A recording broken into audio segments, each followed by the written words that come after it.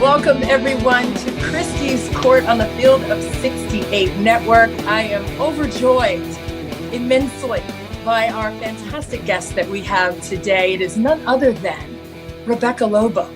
She is women's basketball. She graduated from UConn back in 95, 35-0 record there in the championship in her senior season, but went on to have a fantastic career as a pro. And you all know her as a magnificent savant of the game in terms of her broadcasting ability and the passion of the game. But she's also a mom of four. And we're going to discuss that as well. Rebecca Lobo, thank you so much for joining us today. Thanks for having me. One of the things I always look forward to when I come down to DC to get to do a Mystics game is that I know I'm going to run into you. And if I'm extra lucky, I get to see some of your kids in tow too, like we did a couple of years ago during the finals. Yes. It's always fun to see another tall mom with their kids roaming around the WNBA arena. Oh, I love that so much. And they love you too, because we watch a ton of hoops. So they're just like, oh my gosh, Mom, it's Rebecca Lobo. I'm like, let's go over and check in. And you're like, oh my gosh, they're doing a height check. And all of a sudden they're easing up and you have I'm watching their highlights on your Instagram accounts. I feel like I know them, even though, I only know them a little bit. I'm like, oh, her boy's out there hooping. Oh yeah. The baby, we have one more in the house. He's 14. So we've got one more in the house. And, if we combined our kids, we would have a full team of 5 plus 2 subs. You have 4, I have 3. And that would be a fun dynamic one day to get them all together. But it's so much fun. And the game has just really brought so many of those kinds of circles together over the years for so many of us. But let's take it back to when you first fell in love with the game. You're the youngest of 3 children, and your brother and your sister both were competitors, different sports, but they were both competitors. Where did you get introduced to the game? I'm the youngest of 3. My older brother is about 6 years older than me. My older sister was 2 years older than me, 2 grades above me. And I was just a tag along little kid. We lived in a rural part of Massachusetts, a town called Southwick, Massachusetts. Like my closest neighbor was a bike ride away. Certainly, couldn't walk there, and to play with other kids, there weren't a lot on my street. So you had to entertain yourself. And when I was younger, my brother, who is now in high school, grew to be 6'11". My parents put a basketball hoop up in the driveway for him. The fan backboard, not the nice glass ones they have now, but, fiberglass backboard. Our driveway wasn't even paved when I was a kid. It was like little pebbles. So you'd be out there dribbling and you'd hit the wrong stone and it's like flying into the pricker bushes. But my brother started playing and they got the hoop up and I loved it. It was, like when we were kids, Christy, it's not like now, like kids now don't understand what it is to be bored because they've got the world in their hand. They can watch whatever show they want to watch. They can play games. They can be in contact with friends. That wasn't the way it was for us. You had somebody to play cards or a board game with or ride your bikes with, or if you were alone, you were bored and you had to figure out how to not be bored. And for me, it was, all right, I got my ball. I'm going to go out on the driveway and shoot hoops. And, I was always extraordinarily tall. Like we have this picture when I think I'm about 2 years old and my sister's 4 years old. We're the same height. And then from every moment on, I was taller than her. So everyone just assumed I was the older sister. But I just fell in love with basketball. It was like I'd come home from school and wanted to kind of escape into my own little brain and get the ball, go out in the driveway by myself and play horse with my older brother and sister around the world, which was easy to do because you could make the mark in the driveway with your shoe. And kind of that's how I started playing. And I'm really fortunate that I had a mom who, was very adamant about making us believe and understand we could be whatever we wanted to be, that being a female was not going to limit our opportunities. And I can remember as a kid, Nancy Lieberman Klein playing with the Harlem Globetrotters. Yes. And there's no women's professional basketball. And in those days, there wasn't college games really on TV very much. And I can remember my parents bringing us to that game to watch Nancy Lieberman with her headband on. Oh, yeah. And like that was the exposure to a professional female athlete. And how lucky you and I are now if we have season tickets or we want to go to a game or want to bring our daughters to a game. It's a whole different world for them. But that was kind of the world I grew up in. Just loved playing. Loved being alone out in the driveway. Then when I got a chance to be on teams, loved that. And of course, being tall and more skilled than most of the girls my age, it was like a place where I was comfortable too. I was taller than everybody in middle school and high school, taller than all the boys, most of the teachers. And that was a little bit weird. And not the most comfortable place to live in. Sure. When I was on a basketball court, it was like, I liked being taller than everybody else because it was an advantage. And it was kind of the place that made me feel like home. Well, it was certainly an advantage for you in high school where you scored. Did I read it right? I think I had to go back 3 times, over 2,700 points. And that record held for 18 years in the state.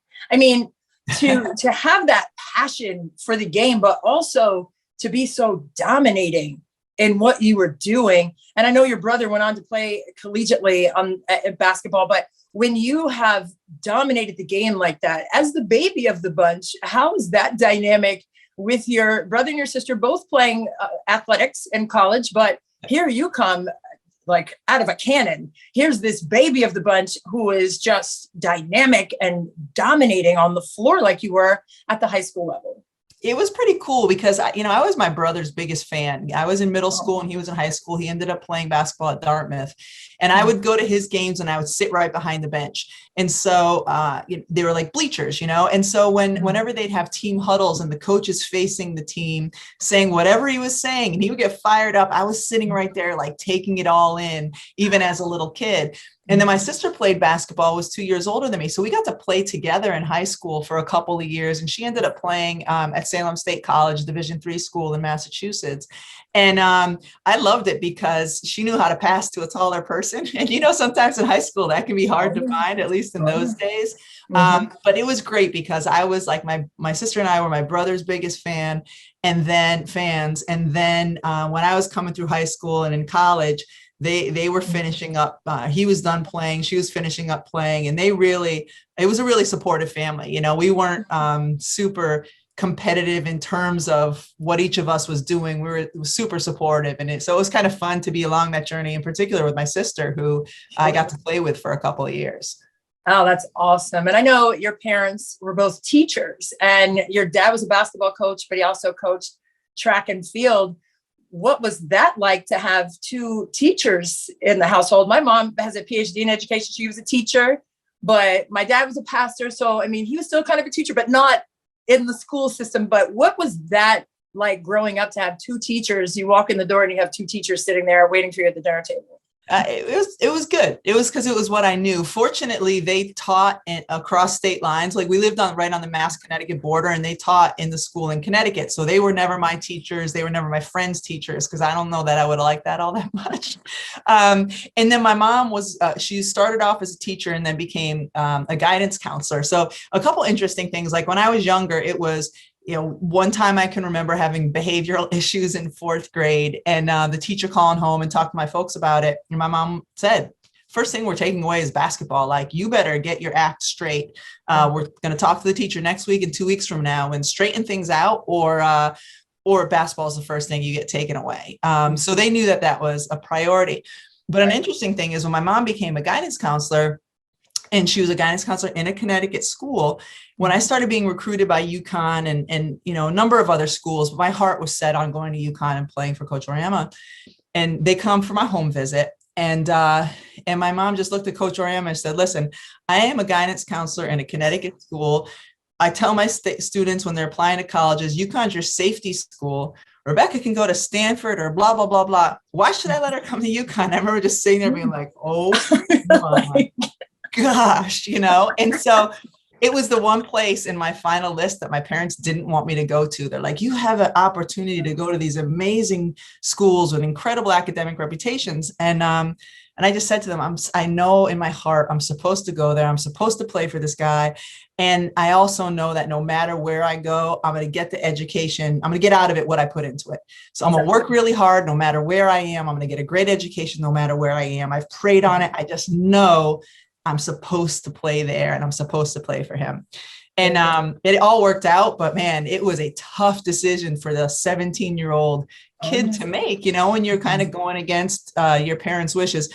Of course, they came to realize pretty quickly it was the right place for me and one of the best decisions I've ever made. Oh man, I mean, I can just envision you right now. I've watched that game in '95 of the championship game, and you were running, and your teammates were trying to catch you, and you had the two braids, I believe, or the one braid. I can't Yeah, remember. yeah, But yeah. but it was just like one of those moments in women's basketball history that is just such a thrill to remember and to reminisce about. But when you said Gino came into the house and he was sitting there, what was it ultimately that clicked for you to make that decision? Because my daughter just went through the recruiting process, and there may be many young women or young boys right now watching this. What was the deciding factor for you? What was the bottom line? Ultimately, it came down to like my gut. I just knew I was supposed to be there. And why was that? I'm not exactly sure. I think it was because I developed a great relationship with Coach Oriema and Christy, who is still there in the recruiting process. Like I fit with them. And when I went up on unofficial visits, like if I would just go up and watch a game, or even on my official visit, I was like, these are my people. Like I just feel right here. Like they're funny. They think I'm funny. Like I just fit with them. And Coach Oriema was super honest with me.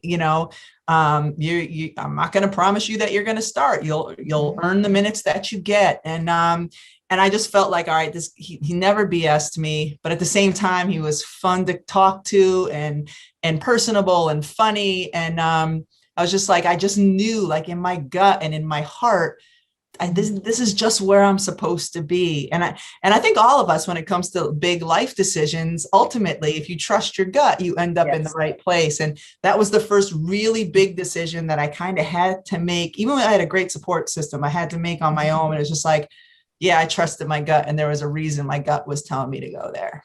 And it's a beautiful story. And, after you graduated in '95, you were not only a basketball All-American and a champion, but you were also an academic All-American. So that was the deal that you said to your parents, that you were going to get out of it what you put into it, and obviously put in your all as a student and an athlete. So kudos to you for that example. But you went on and you were named to the 1996 Olympic team that won a gold medal. Obviously, they're going for their 7th gold medal and just a couple of weeks here.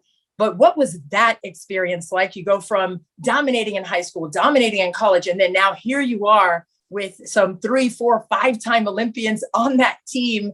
And here's Rebecca Lobo as one of the babies of the bunch on that particular team. What was that like to be named to that team, number one, but also to go to practice and look around and see all of these icons in our game?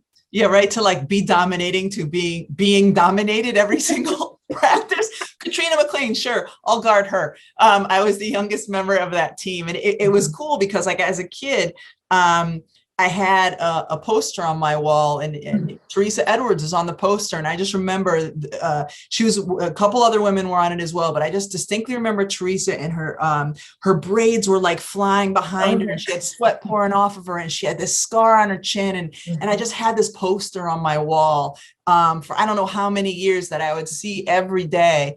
And then like, this is my point guard, and this is the player who's yelling at me to do better guarding Katrina McLean. It was amazing. And what was different then, of course, is there was no WNBA. So in the previous Olympics, they had not gotten the gold. And so there was, all right, we are going to train for the entire year, which we did. We're going to play a bunch of colleges, which we did a college tour.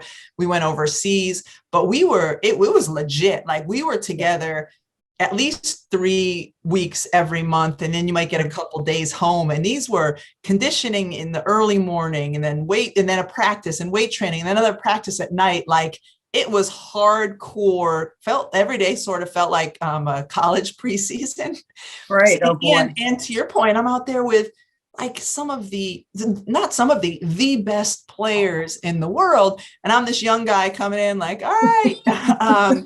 But like, and then it ended up being amazing because not only was it the Olympics, it was in Atlanta. So my whole family was there, and it was in our country. So everybody in the Georgia Dome, 30,000+ fans were rooting for us. It was incredible. Mm-hmm. And we found out at some point on that journey, at some point on that year together was when we first started hearing about maybe a WNBA starting. And that's also when the first word of the ABL starting came up. So it was like, ooh, wait a minute, we've got this, and then maybe we'll get to stay in the US and continue to play. So just like when I look back, it blows my own mind, like the incredible timing and fortune that I had. Title IX passes in 72. I'm born in 73, national championship 95, Olympics 96, WNBA starting in 97. Like, what did I do to deserve this timing? Right. But you couldn't have scripted it any better. That's for sure. Oh, I mean, it's a beautiful journey. And I always said to my mom and dad, I told them, I was like, you guys had me 5 years too early. They would have had a chance. But I mean, I was all timing. But no, who knows? I don't know if I don't know. I mean, just in my own mind, I say that, but who knows? But I know, like, when I was at Maryland, I played against Katrina McLean when I was a freshman. She was a senior, and she stuck my shot to the glass, and I was forever changed in the game. Anyway, but she was like, she played in the ABL, but never played in the WNBA. I wish more people got a chance to see that woman play basketball, because she was like this. She was a 2021 level athlete back in the mid 90s at the power forward position. Just incredible, and a sweetheart of a human being. Yes. Yep. All I remember is her calf flying behind, right over my face here. And, she came from high post somewhere and stuck it. We were at Georgia, and the Bulldogs started barking, and I was running down the other end like, I need a sub. Anyway, but that was my moment with Katrina McLean. But I mean, what a story that is in 96. And to have that be the seedlings, if you will, of the beginning of the WNBA. And now it's in its 25th season. And that was when it all started, Rebecca. And the excitement of having the games in Atlanta. I was at the early rounds of the Olympics down there because it was down there. And it was just an amazing environment, and the love and the energy in that building for both teams, the women's team and the men's team.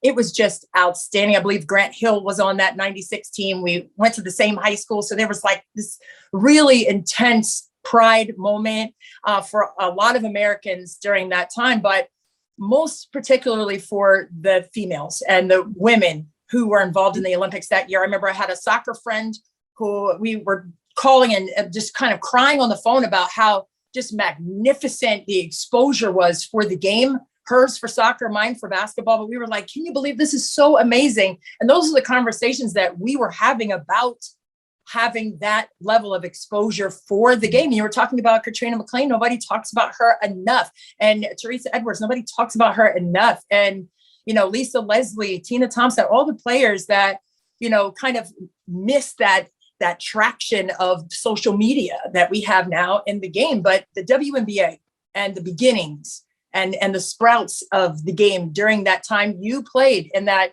inaugural game in 98, I believe. Was it 97? 97.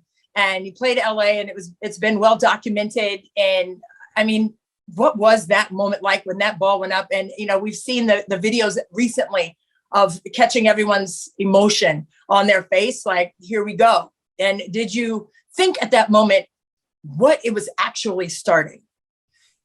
Certainly you can't have hindsight without the experience of hindsight, or the time that passes in order to get it. So I don't think any of us, like, we were living in the moment very much. We weren't thinking about, is this league going to be here in 25 years? And in sort of the path to get to that first game, it was an interesting journey too, because you had the ABL, and the ABL started in the fall right after the Olympics, and 9 of the 12 members of the Olympic team played in the ABL that fall. It was Cheryl, Lisa, and myself who said, all right, we're going to play in the WNBA. Right.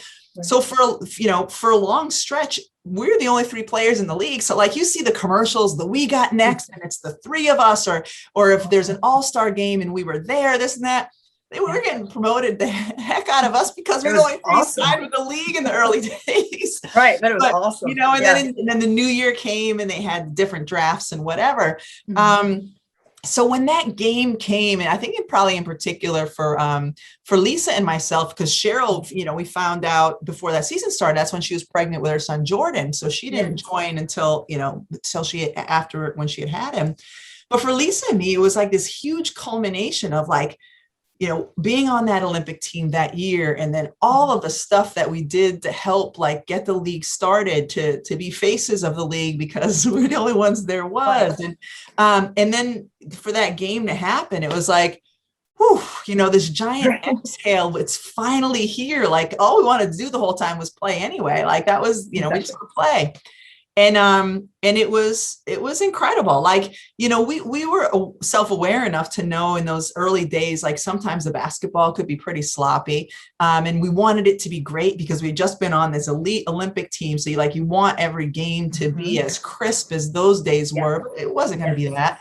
But now, like each year that passes, it's just in each milestone, whether it's 10 year, 15, 20, now we're at 25, I'm just like, man, it's unbelievable. This is so great that this league is still here, especially, you've got a daughter going off to college to play. I've got my youngest is 10 and she likes to play and likes to watch, WNBA games. And it just puts, I think when you're seeing it as now on a different side as a parent, especially a parent of daughters, you see it in a different way too. Even if your kid doesn't play, it's like what this represents in terms of opportunities for women, what these women represent when it comes to social justice and so many things, and using your voice as a strong, powerful female. Like, could I have ever even had those thoughts 25 years ago? Of course not. I was 23 or 24 years old. But now in my late 40s, with kids, like, I see it so differently and in such a bigger, broader way. Like,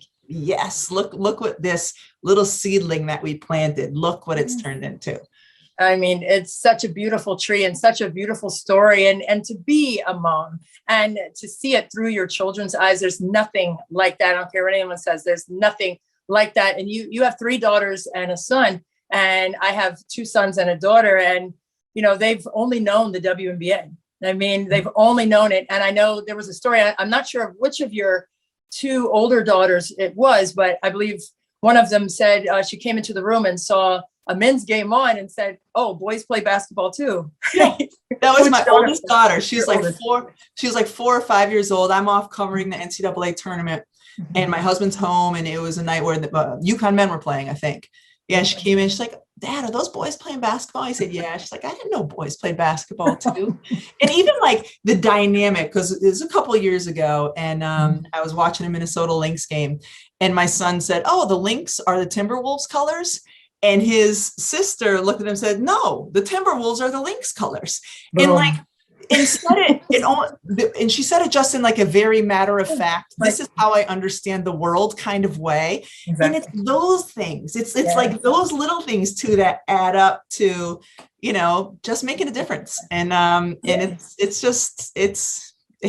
incredible the impact that this league has had in a relatively short time. No doubt. And when you played in the WNBA, it was from 97 to 2003.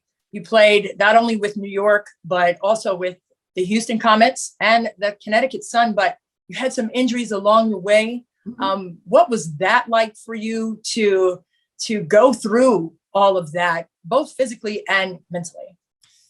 Like the early years in New York, I played 2 seasons before I got injured, and it was unbelievably great. We're in New York City, you're like in the Mecca of the world. And, it was in Madison Square Garden. We got an unbelievable fan support. We go to the finals the first year, which of course was only 1 game. And dang it, if the Houston Comets didn't get us. And then I got hurt in the first minute of the first game of my 3rd season in 1999. And just came down on an offensive board and just felt my knee explode, like tore everything that was in it. And, 6 months later, the day I'm cleared by the therapist, I'm on the court at Madison Square Garden. It's around Christmas time, just playing like 3-on-3 with my therapist, and retore the knee. And so that set me back for a couple of years. Came back in New York, but then eventually Houston and Connecticut. And that was, I guess, what my journey was supposed to be. I met my husband in New York when I was just coming back. I got to play in Connecticut, what's become my home state. the first year that the franchise was put there. I got married and like 3 weeks later we're at training camp. But my family and my new husband and my parents and my extended family got to see me play what ended up being my last year in the WNBA. So, injuries can be a part of it. And instead of being like, man, what would my career have been if I hadn't gotten injured? It's like, it was part of my journey. And it got me ultimately to the place I'm supposed to be. And I got to start broadcasting in 2004, just before I had my first child. And it's, been it's been a pretty, great, way for me to stay in the game since those days. So no regrets at all. Absolutely. And, the meeting of you and your husband, I know that was quite a story. And now you have this podcast that started in 2017, Ball and Chain, but take us back to the beginning and how that actually came to be. Well, sure. I was playing in New York City, and it was when I was rehabbing my knee. The only thing I could do for cardio was ride a bike, because pools are not easy to find in Manhattan. So I'm on the I'm on the bike every day for an hour, getting some cardio in. And before Pelotons, you're just sitting on a bike bored. So one of the things I would do is I would read. I'd read the paper, but that you'd sweat and all the print would get in your hands. But I would read every week Sports Illustrated. And he wrote and writes for Sports Illustrated, and he had a weekly column in there. And I just remember one of his columns at one point, him making a stupid joke about the WNBA. And so anyway, I'm living in New York, subletting an apartment from a guy who also worked at Sports Illustrated. And he's like, I'll come in, I'll show you around, show you some good restaurants, good bars, that sort of thing. So we're at this old dive Irish bar in the Dublin House on the Upper West Side. And he said, a couple of my buddies from SI are going to come meet us. I was like, all right, great. I'm certainly not expecting to meet my future husband. I'm wearing a New York Knicks t-shirt. My hair's in not only cornrows, but old ones. So not, it's a little frizzy, you know what I mean? And so he comes in, and one of the guys who comes in is Steve Rushin. And I'm looking at him. I was like, pretty soon after we were introduced, I said, aren't you the guy who made fun of the WNBA in a recent column? And he just turned all red, and he said, yeah, I am. And said, how many WNBA games have you been to? And he's like, none. And I said, well, clearly, because your joke was about 8,000 fans at a Liberty game. I said, no, we averaged 16. So, but then we developed a friendship. I was like, well, you're gonna have to come to a game then. And we just, became friends throughout the course of that summer, and eventually in the fall started dating. But it's sort of the dream for any time you've ever seen somebody make fun of or poke fun at something that you believe in strongly, to be able to then call them on it in person. Right And then get married after that. You made not only a fan, but a husband. And think about it too. You have been to enough bad youth basketball games. You've been to enough bad AAU games to know, he went from never having watched elite women play to watching really bad 10-year-old girls basketball, and a lot of it. And it's hey guy, it's there you go. This is what you get. Hashtag girl dad. There you go. Exactly. Here's a seed for you. And the thing is too, that's funny is he's not that guy. He made a stupid joke in that column, but he's not that guy. It's not he had to be converted. He's right. A super good girl dad, a super good husband, a super good, all of those things. It's just, you make one dumb comment, but that was supposed to happen because I was supposed to meet him and then call him on it. So that's right. Oh my goodness. I love that story. And just, now 4 kids later, here you are, and you've coached some teams of your children. What has that been like? And I know you said some of the 10-year-old games are bad, but I mean, there are milestones or little goals that you can set within those games to help them along the way, I'm sure. Yeah, I mean, it's gratifying. I coach my kids at their little elementary school. They can start playing in 2nd grade, and so I would start with them in 2nd grade, and you're just starting from the very beginning. I remember the first time coaching my oldest daughter when she was that age and saying something to kids about offense and defense, and they're just looking at me, and I was like, Like, Do you wait. guys know what it means to be on offense? They're like, no. I was like, all right, if you have the basketball, and then if you Right. don't, it's Right. even, you're like, this is what the lines on the court mean. You know, you Oh, start yeah. there.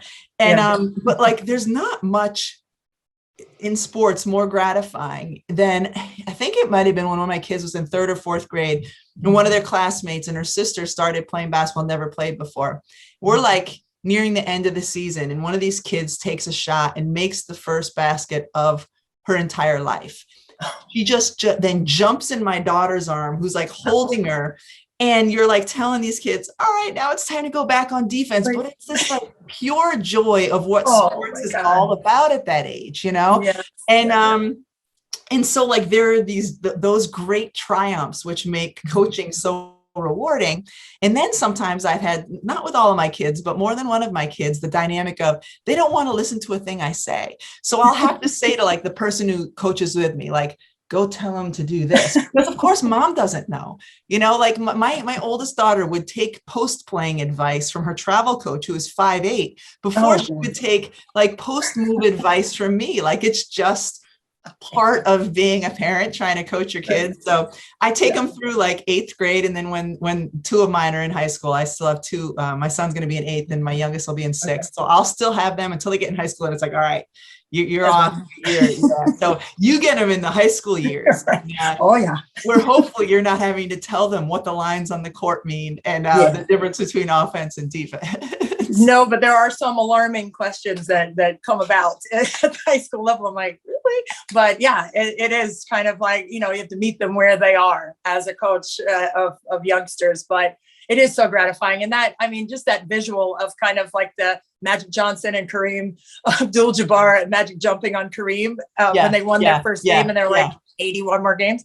But that pure joy, that's what it's really all about. And the teaching of the love of the game, I think, is really honorable. But it comes from, that teaching comes from being a great mom. And you had a great mom, and you actually wrote a book with your mom. And that was around the Olympic time, around 96, 97.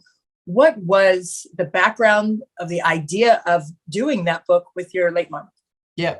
Well, I'll start this by saying, earlier when we were talking, you talked about like in 1995, after we won the championship game, like you see me like running around the court. Yeah. And then after that image, you see my mom and dad in the stands, and my mom's cheering like we're number one, or something like that, in this pure joy. And now as a parent, I can understand like, wow, what that must have felt like. The only person who could have felt better in that moment than like coaches and players were moms and dads, because they're the one who like bring you along that whole journey. So my mom, my senior year in college, a feature was done on us in the New York Times. The previous year, she had been diagnosed with breast cancer. And so my whole senior year, the end of my junior year, we kind of started talking about it publicly. And so there was a lot of talk about it my senior year. There was a feature on us in the New York Times, which a book publisher saw. And they approached us and said, would you two be interested in writing a book together? And my mom, English major in college, English teacher for part of her career, like that was always her dream, was to write a book. And so for me as a senior in college, I'm like, oh, this just sounds like an awful term paper, like a bunch of words that you have to send in on deadline every couple of months. Right. But it was really important to my mom. And of course, now I'm so happy we did it, not for my part, but especially since my mom, we're approaching the 10-year anniversary of my mom's passing. And when I sometimes I want to hear my mom's voice, I can open up to one of those pages, because every word written by her was written by her. And so like you can hear her voice and her tone and everything. And some of the stories she told, I'm like, the best part about the book is like, oh gosh, I forgot that story. I'm gonna have to remember to tell my kids that story. And but she was a remarkable woman. She was the Title IX coordinator at her middle school and high school. And while she was there, they were like building a new middle school. And I can remember her coming home and saying, I was looking at the plans and I told them, the girls' locker room has to be the exact same size as the boys' locker room. Like she was holding people's feet to the fire before, a lot of people were even aware of what Title IX was all about. And she was like, she was a woman ahead of her time. She was a remarkable woman who hopefully raised two strong daughters. But when you're fortunate to have a mom like that, when you have your own kids, when you can completely appreciate the example they were for you. Oh man, if that's not the most beautiful. Oh my gosh, you're gonna make me get emotional. Because I lost my dad a couple of years ago, so I know what that joy is like. But moving forward, now with your role as a broadcaster, and you were talking about how your mom raised two strong women and a strong young son as well. But to know that you have that same voice that your mom had in society, period, just holding people's feet to the fire, being a member of the WNBA, and you were talking about the utilization of your voice and how important that is to display and represent as a female, especially as a mom of three girls and a young boy. Like, I don't want to discount what that means to have your son see a strong woman and a strong leader in society. But what does that mean for you now as a mom of four and to be involved in the WNBA? And now the WNBA is at this 25th year mark, and the All-Star game coming up and the Olympics coming up, all the things that you had a major part in terms of creating that foundational solidarity with the league and with the game and what it stands for. I think one of the things that I so appreciate about the WNBA players having the voice that they have is my kids pay attention to the WNBA. And it helps open up conversations. Or I can even say to them, listen, like, this wasn't always the case. Women didn't always feel comfortable talking about these things. Women didn't always feel comfortable. Women in the WNBA didn't always feel comfortable being their true selves and fighting for things, just because the times were so different. It's only been 25 years, but the times were so different. And I think too, especially in a day and age where social media is so prevalent. My two older kids are the only ones who have it. My younger two aren't allowed to have it yet. But for them to understand, like, it's not okay just to post. It's not okay just to say, what are you doing? And it's not, what are you doing for the gram? What are you doing for real? And I think that's one of the great things about, like, the WNBA players as examples, their social justice council, the things, it's what they're doing. They're not just saying get vaccinated. They're saying 99% of the league is vaccinated. Yes. They're not just saying we have to remember Breonna Taylor. They are doing it every single day. They are speaking about it last year in every single game.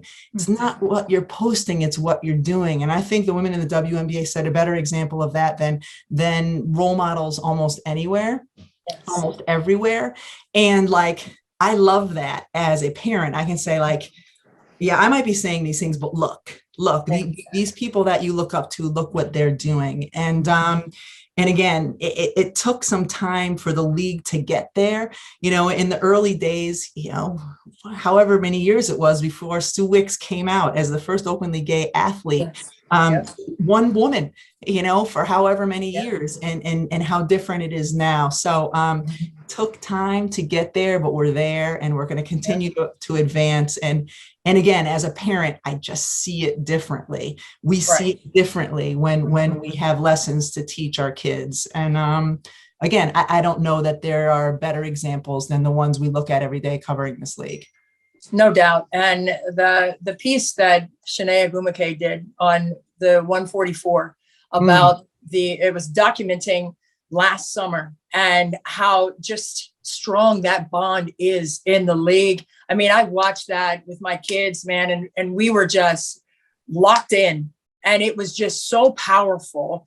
And just the traction from last year, and they were all in one place, and they were walking past each other after like an overtime game or something, but there's still that commonality of wanting the best for humanity. And I think, just to have that documented the way that it was by Shanae Agumake was just amazingly done.